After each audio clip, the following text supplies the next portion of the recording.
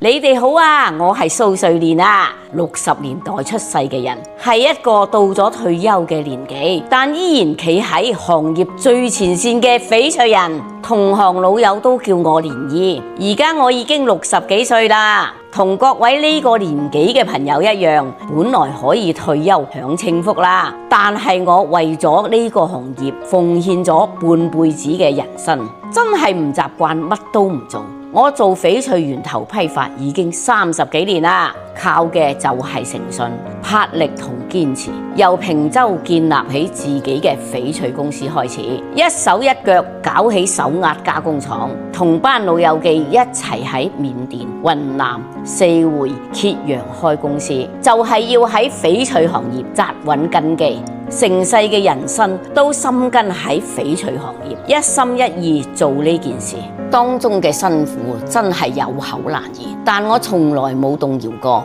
因為我好清楚珠寶行業中間商層層加價嘅亂象，亦都親眼見到太多姊妹使咗好多冤枉錢，買到劣質翡翠嘅無奈同心酸，甚至有人拎住 B 加 C 假貨呃人，搞到大家身心受創。我蓮姨就係要打破呢種局面，喺我呢度可以滿足到各位姊妹所有需求，冇中間商賺差價，冇經銷商抬高價，只有翡翠手鐲實打實嘅源頭批發價。我願意押上經營咗一輩子嘅口碑，喺翡翠行業再度綻放唔一樣嘅光彩。我諗翻嚟我走嘅路，我搏命咬牙堅持，加上近幾年互聯網發展，順便試下上網露個面，等更多人可以認識到我。喺我呢度，大家可以實實在在攞到着數，睇得見安心。只要各位街坊姊妹有需要，我就會一